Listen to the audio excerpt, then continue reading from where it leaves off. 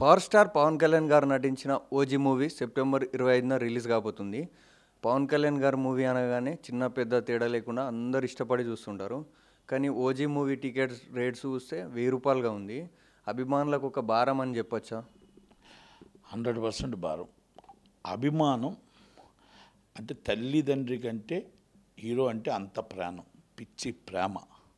అది ఆ అభిమానం మామూలుగా వెలకట్టలేం. ఆ డబ్బు ఆ అభిమానం కోసం మనం ఏం చేసైనా సరే ఆ హీరో సినిమా ఫస్ట్ డే చూడాలి అనేది అంత ఆలోచనలో ఉంటారు.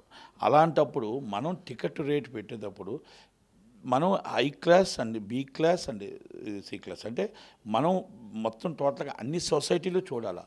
అంటే మనం మాస్ పబ్లిక్ ఉంటారు. మాస్ పబ్లిక్ వాళ్ళకి రోజుకి వచ్చిన ఆదాయం ఏంటి, మనకు వాళ్ళకి ఇస్తున్న పెన్షన్ ఏంటి, మనకు వాళ్ళకి రోజుకి మన ఊరు అమ్మితే వాళ్ళ జీతం ఎంత, రోజుకి ఎంత వస్తుంది, నెలకి ఎంత వస్తుంది, అలాగే ఏ క్లాస్ ఎంత వస్తుంది, బి క్లాస్ ఎంత వస్తుంది, ఇవన్నీ చూసుకోవాలా. మనం ఎంతసేపు 7 లక్షల జీతగాడిని చూడడం కాదు, ₹1,00,000 జీతగాడిని చూడడం కాదు. 10,000 జీతగాడు నెలకుంటాడు, అయినా పవన్ కళ్యాణ్ అభిమాని. 20,000 నెలకి 20,000 జీతగాడు ఉంటాడు, పవన్ కళ్యాణ్ అభిమాని. 7,20,000 జీతగాడు కూడా ఉంటాడు, పవన్ కళ్యాణ్ గారి అభిమాని. అంటే అందరూ చూసే విధంగా చూడాలి. 1 నెంబర్ 2 ఇంకోటి, ఇప్పుడు ఇది హీరో గారికి ఏ సంబంధం ఉండదు. ఎందుకంటే హీరో గారు సినిమా చేశారు, ఆయన జాబ్ అయిపోయింది. సినిమా రేటు లాభ నష్టాలు అనేది నిర్మాత చూసుకుంటాడు. ఆయన నిర్మాత ఏం చేస్తాడు, ఒక లెటర్ తీసుకొని ఛాంబర్కి పెడతాడు. సార్ నాకు ఇంత ఉంది, నాకు ఇంత బడ్జెట్ అయ్యింది, నాకు ఇంత డబ్బులు అయింది కాబట్టి నాకు ఈ రేట్ ఇవ్వండి అని అడిగాడు. స్వార్థం, ఆశ. అడిగినప్పుడు చెక్ చేసుకోవాల్సిన బాధ్యత, రెస్పాన్సిబిలిటీ ఛాంబర్ మీద ఉంది.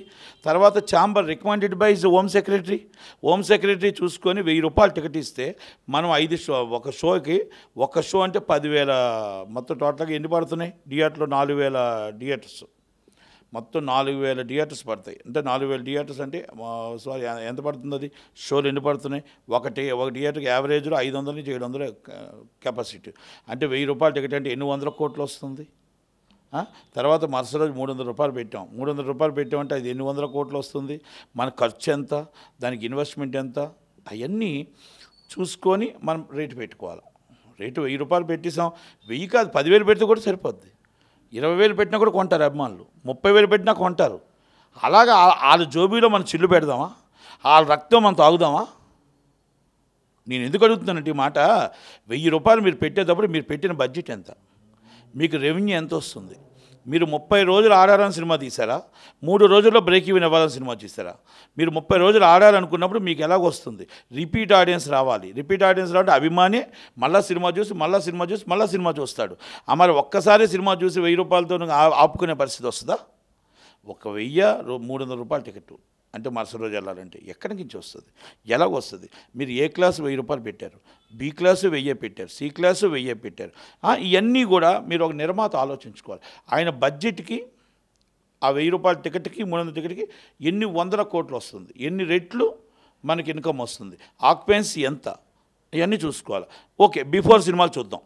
మనం గేమ్ చేంజర్, పుష్ప 2, కల్కి, మళ్ళా వార్ 2 అండ్ ఇంక హరిహర వీరమల్లు, ఇవన్నీ బెనిఫిట్స్ వాళ్ళు వేశారు. ఆ బెనిఫిట్స్ వాళ్ళు ఎన్ని ఆక్యుపెన్సీ వచ్చింది? ఈ city full 100% occupancy, B class 30% occupancy, C class 20% occupancy. అంటే ఎందుకు 100% బి రాలేదు, ఎందుకు 100% సి రాలేదు? హీరోకి అభిమానులు ఉన్నారు కదా, ప్రాణం పెట్టి అభిమానులు ఉన్నారు కదా, ఎందుకు రాలేదు అంటే వాళ్ళకి అంత క్యాపబిలిటీ, ₹1,000 పెట్టి 800 పెట్టి కొనుక్కునే క్యాపబిలిటీ ఆ ఊర్లో లేదు. ఎందుకంటే వాళ్ళకు వచ్చే రాబడి ఎంత, ఇప్పుడు మనకు వచ్చే ఇన్కమ్ ఎంత, వాళ్ళు చూసుకునే కదా చూస్తారు. మరుసటి రోజు సినిమాకి వెళ్ళారు. మీరు బెనిఫిట్స్ ప్రతి వాళ్ళు చూడాలనుకుంటారు కదా, ఆ చూడాలనుకునే అభిమానిని సినిమా థియేటర్లోకి వెళ్ళకుండా మనం చేయడం కరెక్ట్ కాదు కదా. మీరు ఇవ్వండి టికెట్, ₹1,000 మీరు పెట్టారు కదా, సిటీకి ఏ క్లాసు, మరి బి క్లాస్ తగ్గాలి కదా, సి క్లాస్ తగ్గాలి కదా. అంటే మేజర్ పంచాయతీ అదే ₹1,000, మీకు మున్సిపాలిటీ ₹1,000, మీకు మెట్రోపాలిటన్ సిటీ ₹1,000. అభిమాని ఎక్కడి నుంచి తెస్తాడు?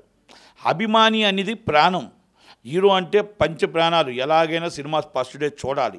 ఆ వీక్నెస్ని మనం క్యాష్ చేసుకోకూడదు, ఆ వీక్నెస్ని మనం క్యాష్ చేయకూడదు. ఎందుకంటే మీరు ₹1,000 పెడితే ఎన్ని 100 కోట్లు వస్తుందో ఒకసారి చెప్పండి. మీరు ₹300 పెడితే ఎన్ని 100 కోట్లు వస్తుందో. 3 రోజుల్లో బ్రేక్ ఈవెన్ అవుతుంది. మీరు ఈ రకంగా పెడితే first day break even, first day is break even. మళ్ళీ మీరు అదే కానీ 300 రూపాయలు, మీరు 500 రూపాయలు 300 రూపాయలు పెడితే 3 రోజుల్లో బ్రేక్ ఈవెన్ అవుతుంది. మరి హోమ్ సెక్రటరీ గారు ఆ మాత్రం చెక్ చేసుకోరా? హోమ్ డిపార్ట్మెంట్ ఆ మాత్రం చెక్ చేసుకోరా? గతంలో ఎంత ఆక్యుపెన్సీ ఉంది, గతంలో ఎంత జిఎస్టీ కట్టారు, గతంలో ఎంత పేమెంట్లు వచ్చాయి, అలా బడ్జెట్ ఎంత, ఆ బడ్జెట్కి మన పేమెంట్ ఎంత రేట్లు ఇవ్వాలని అవసరం లేదా? ప్రజలు ఏమైపోయినా పర్లేదా? సినిమా ఇండస్ట్రీ నాశనం అయిపోయినా పర్లేదా? సినిమా ఇండస్ట్రీ థియేటర్కి జనాలు దూరం అయిపోవాలా? మరి ఈ డబ్బు కట్టలేక, సినిమా చూడలేక పెరేసీలు అలవాటు పడుతున్నారు. ఈ సినిమాని చూడలేక ఓటీటీకి అలవాటు పడుతున్నారు. సినిమా థియేటర్లు, దేవాలయాలు మూసే పరిస్థితికి వస్తుంది. ఈరోజు చిన్న సినిమా రేటు పెంచలేదు. మిరాయ్ ఎంత కలెక్ట్ చేస్తుంది? చిన్న రేటు పెంచలేదు. లిట్లార్స్ ఎంత కలెక్ట్ చేస్తుంది? కొత్తలో ఎంత కలెక్ట్ చేస్తుంది? అదొక్కసారి ఆలోచించండి. రేటు పెంచితే ఏంటి? రేటు 4 రోజులు సినిమా అన్ని సంవత్సరాలు తీసి 4 రోజులు 5 రోజులు కలెక్షన్లు వస్తుంటే ఏంటది? ఒక్కసారి చూడండి. 3 రోజులు కలెక్షన్ తర్వాత పెద్ద సినిమాలు మొత్తం చూడండి ఇన్వాయిస్లు. 4వ రోజు ఏది, 5వ రోజు ఏది, 6వ రోజు ఏది? మనం ఎందుకు జనాలు దూరం అయిపోతున్నారు? ఎందుకు అభిమానులు రాకుండా భయపడిపోతున్నారు? ఎందుకు కష్టపడుతున్నారు? ఒక్కసారి ఆలోచించండి. పెద్ద మనసుతో నేనేమంటున్నానంటే, మీరందరూ దాని గారు, ఛాంబర్ వారు, హోమ్ సెక్రటరీ వారు, చంద్రబాబు నాయుడు గారు, రేవంత్ రెడ్డి గారు, మళ్ళీ అలాగే ఒక కందుల దుర్గేష్ గారు, కోమటిరెడ్డి వెంకటరెడ్డి గారు, లోకేష్, అందరూ కలిపి ఒక్కసారి రివ్యూ చేయండి. పవన్ కళ్యాణ్ గారు ఒక్కసారి రివ్యూ చేయండి. ఈ రివ్యూ చేసి రేటు ప్రజలకు అందుబాటులో, సామాన్య పబ్లిక్కి అందుబాటులో ఉండేటట్టు, సామాన్యుడు సినిమా ఎంటర్టైన్మెంట్ చూసే విధంగా, సామాన్యుడు సినిమా థియేటర్లోకి వెళ్ళి చూసే విధంగా ఇది చెయ్యండి. అంతే. అభిమానాన్ని క్యాష్ చేసుకోవద్దని నిర్మాతలకు, నేను ఛాంబర్ వారికి, నేను హోమ్ సెక్రటరీ గారు, మీరు నోట్ చూసుకోకుండా, మీరు ఎంత వస్తుందో బడ్జెట్ చూసుకోకుండా, అది ఎంత బడ్జెట్ పెట్టారో చూసుకోకుండా చేయడం అనేది తప్పు. ఎందుకంటే ఒక దాంట్లో మనం జగన్మోహన్ రెడ్డి గారిని మెచ్చుకోవచ్చు, ఒక దాంట్లో ఆయన తప్పులు చేయొచ్చు. కానీ జగన్మోహన్ రెడ్డి గారు 100 కోట్లు దాటిన దానికే రేట్లు ఇస్తాం, 100 కోట్లు దాటిన దానికి 50 రూపాయలు ఇచ్చారు, 150 కోట్లు దాటిన దానికి 75 రూపాయలు ఇచ్చారు, 200 కోట్ల దానికి 100 రూపాయలు ఇచ్చారు. ఒక త్రిబులర్ ఆ సినిమా 100 రూపాయలు 200 రూపాయలు ఇస్తే 230 రూపాయలు టికెట్ ఎంత వచ్చిందో తెలుసా అండి? వైజాగ్ 30 కోట్లు చేసింది అంటే ఆంధ్ర 150 కోట్లు, నైజాం ఎంత, సీడెడ్ ఎంత, ఎక్కడికి వెళ్తుందండి? ఒక చింత రేట్లలో భీమానాయకు 100 రూపాయల టికెట్ ఎంత చేసింది? మరి ఇవన్నీ రేట్లు లేకపోతే అఖండ నాకొద్ద రేటు, నా అభిమానులు ఎన్నిసార్లు చూసినా నా అభిమానులు నాకు వస్తారు. 100 రూపాయల టికెట్, 100 రూపాయల టికెట్కి ఎంత వచ్చిందండి? 50 రోజులు సినిమా కలెక్షనమే తీసాం, ఎందుకంటే పండగకి థియేటర్లు ఖాళీ లేవని. ఇవన్నీ ఒక్కసారి పరిణలోకి తీసుకోండి. రేటు పెంచడం వల్ల థియేటర్కి దూరం అయిపోతున్నారు పబ్లిక్. మీరు రేటు పెంచడం వల్ల థియేటర్కి ఒక్కరోజు రావచ్చు, అప్పు చేసో సామాన్లు అమ్మీసో ఏదో చేసో ఆ సినిమా చూడాలని ఒక కోపంతో రావచ్చు, అభిమానం మీద రావచ్చు. ఆ అభిమానాన్ని మనం నిర్మాతలు క్యాష్ చేసుకోకూడదు. మీకు నష్టం రావద్దు. మీరు మామూలుగా 500 పెట్టండి, మీరు 300 పెట్టండి, మీకు బ్రేక్ ఈవెన్ అవుతుంది. మీకు ఎక్కడ నష్టం వస్తుంది? మీకు ఎందుకు? మీరు 1000 రూపాయలు పెట్టి 1000 రూపాయలు మీరు 1,00,000 రూపాయలు కలెక్ట్ చేయాలని కరెక్ట్ కాదు. అది మీరు పెట్టిన రాబడికి 100 రెట్లు మీరు డబ్బు కలెక్ట్ చేయాలనుకోవడం తప్పది. ఇది ప్రజల వీక్నెస్ని మీరు వాడుకుంటున్నారంటాను నేను. కనుక దయచేసి రేట్లు తగ్గించమని ఒక్కసారి నేను మాట్లాడిన మాటల్లో ఈ ఐఏఎస్ అండ్ ఐపీఎస్, నాకు చదువు లేనివాడిని, నాతో డెబిట్కి వస్తారా? ఫస్ట్ డే 1000 రూపాయలు పెడితే 800 కోట్లు వస్తుంది. ఆక్యుపెన్సీ ఎంత ఒక్కొక్క థియేటరు? ఆక్యుపెన్సీలో ఎన్ని షోలు వేస్తారు? 1600 థియేటర్సు, ఒక షో ఎంత? 1600. ఇక్కడ 400 థియేటర్లు తెలంగాణ, మొత్తం 2000 షోలు పడతాయి. 2000 షోలకి ఎంత? 500 to 700 కెపాసిటీ యావరేజ్ మీద. ఆ కెపాసిటీలో 500 రూపాయల టికెట్, 1000 రూపాయల టికెట్ ఎంత పడుతుంది? ఎన్ని 100 కోట్లు కలెక్ట్ అవుతుంది. మీకు 5 షోలు 300 రూపాయల టికెట్, 5 షోలకి ఒక షో మీరు 1000 రూపాయలు పోతే 4 షోలకి మీరు 2000 మంది అంటే 8000 షోలు. 8000 షోలకి ఎంత వస్తుంది? సెకండ్ డే ఎంత వస్తుంది? థర్డ్ డే ఎంత వస్తుంది? ఒక్కసారి లెక్క పెడదాం. మీకు రాదు కదా. మీరు ఐఏఎస్ చదివారు, ఐపీఎస్ చదివారు, మీరు రాజ్యాంగబద్ధంగా చదువుతున్నారు, రాజ్యాంగబద్ధంగా లెక్కలు చూస్తున్నారు. ఒక మీకు రైతుకి గిట్టుబాటు ధర వస్తే ఆ రైతు రోడ్డు మీద ఉండి నాకు రూపాయి వస్తుంది, నాకు గిట్టుబాటు ధర రావట్లేదని ఏడుస్తూ కన్నీరు పెట్టుకుంటుంటే ఆ రైతు కోసం మన మహారాష్ట్ర ఏముంది, పక్క రాష్ట్రం ఏముందని ఆలోచిస్తున్నారే తప్ప ఆ రైతుకి గిట్టుబాటు ధర ఇవ్వట్లేదు. మీరు ఈ టికెట్ ధరలు మరి పక్క రాష్ట్రం ఎందుకు అనుకోలే? ఇదే కాంగ్రెస్ గవర్నమెంట్ కర్ణాటకలో 200 రూపాయల టికెట్, నో రూపాయి పెంచాం, మా కేరళలో కమ్యూనిస్టు 236 రూపాయల టికెట్, మన తమిళనాడులో 183 రూపాయల టికెట్, సౌత్ ఇండియా. మరి అంతకన్నా మన స్పెషల్ ఏంటండి? 1000 రూపాయలు ఇస్తున్నామంటే మన స్పెషల్ ఏమి ఇస్తున్నాం? ఎక్కడికి వెళ్తుంది? Same multiplexes, same single screens, same movie. ఒక్కసారి ఆలోచించాలి. రైతు వచ్చి రూపాయికి ఉల్లిపాయలు అమ్ముతాడు, రైతు వచ్చి రూపాయికి టమాటా, గిట్టుబాటు ధర రాదు. వాళ్ళ జీవో పాస్ చేయడానికి నెల కొలది చూసి సామాన్య ప్రజలు ఇబ్బంది పడతారు. రైతుని ఇబ్బంది పెడుతున్నారు, రైతుని కష్టపెడుతున్నారు, రైతుని ఏడిపిస్తున్నారు. మరి ఆఫీసర్లు అందరూ వాళ్ళకు ఇమ్మీడియట్లీ జీవో, గంటలో జీవో ఎందుకు పాస్ చేయట్లే? సినిమాలో ఇమ్మీడియట్లీ మీరు జీవో వచ్చినట్టే జీవో పాస్ చేశారు 1000 రూపాయలకి.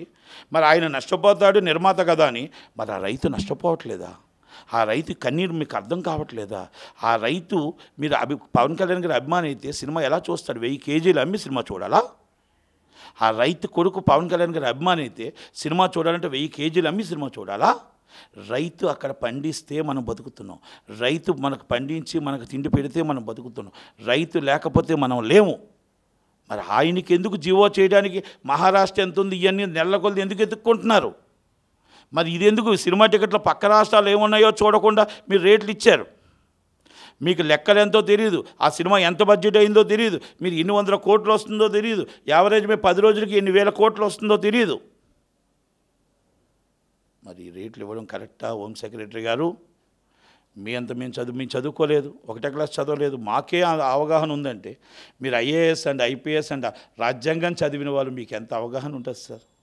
మరి ఆయన పెట్టిన బడ్జెట్కి పెట్టిన పెట్టుబడికి రావాలి, పెట్టుబడి నష్టపోకూడదు, రైతు నష్టపోకూడదు, నిర్మాత నష్టపోకూడదు. కానీ రైతు అడుగుతుంది, నాకు కాస్త ఊరట ఇవ్వండి, నాకు ఇది ఒక్కటే తెలుసు, నాకు కొంచెం అంటే నేను పెట్టిన పెట్టుబడి మీద ఎంత ఇస్తే అంత చాలు అంటున్నాడు. నిర్మాత ఆయన పెట్టిన పెట్టుబడికి 200 రూపాయలు అయితే 1000 రూపాయలు అడగడం ఎందాక కరెక్టు? అంటే ఆయన అడిగాడు, ఇచ్చింది తప్పు మీది, ఆయన స్వార్థం అది. నాకు 1000 రూపాయలు ఇచ్చారు అన్నాడు, ఆయన స్వార్థం అది. ఇవ్వడం మీ తప్పు కదా, చెక్ చేసుకోకపోవడం మీ తప్పు కదా, అవునా కాదా?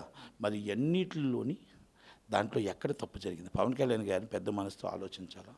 అలాగే అందరూ, చంద్రబాబు నాయుడు గారు, రేవంత్ రెడ్డి గారు, అందరూ ఆలోచించండి. సామాన్య ప్రజలను ఆలోచించండి. 80% people and mass people and cinema థియేటర్కి వచ్చేవారు, వాళ్ళకి ఎక్కడి నుంచి వస్తాయి? ఆ అవ్వకి 4000 పెన్షన్ ఇచ్చి ఆమె దగ్గర 1000 రూపాయలు తీసుకోవడం బాగుంటుందా మనకి? ఆ అక్కకి పెన్షన్ 4000 రూపాయలు వితంతు పెన్షన్ ఇచ్చి మనం 1000 రూపాయలు తీసుకోవడం బాగుంటుందా? ఎందుకంటే ప్రేమ. ఎందుకు వెళ్తున్నారు సినిమా అంటే? పిచ్చి. ఆ తల్లిదండ్రుల కంటే హీరో అంటే అంత ప్రేమ. అది ఏం చేసినా ఆ రోజు సినిమా చూసేయాలి. ఆ వీక్నెస్ని మనం క్యాష్ చేసుకుంటున్నందుకు తప్పు అంటాను నేను. దయచేసి రేట్లు పునరాలోచించండి, రేట్లు తగ్గించండి, రేట్లు తగ్గించి ప్రజలకి, ఫ్యాన్స్కి, అభిమానులకి అందరికి అందుబాటులో ఉండే విధంగా చేయమని నేను రిక్వెస్ట్ చేస్తూ, ఒక్కసారి ఇది హీరో గారికి ఏ సంబంధం లేదు, కానీ ఒక్కసారి మళ్ళీ డిప్యూటీ సీఎంగా ఒక్కసారి నిర్మాతలను అడగండి, ఛాంబర్ని అడగండి, హోమ్ సెక్రటరీ గారిని రివ్యూ చేయండి, ప్లీజ్ రిక్వెస్ట్ అండి, రేట్లు తగ్గించండి, పక్క రాష్ట్రాలు చూడండి, మన రాష్ట్రం తగ్గించమని అడుగుతూ thank you very much. Thank you.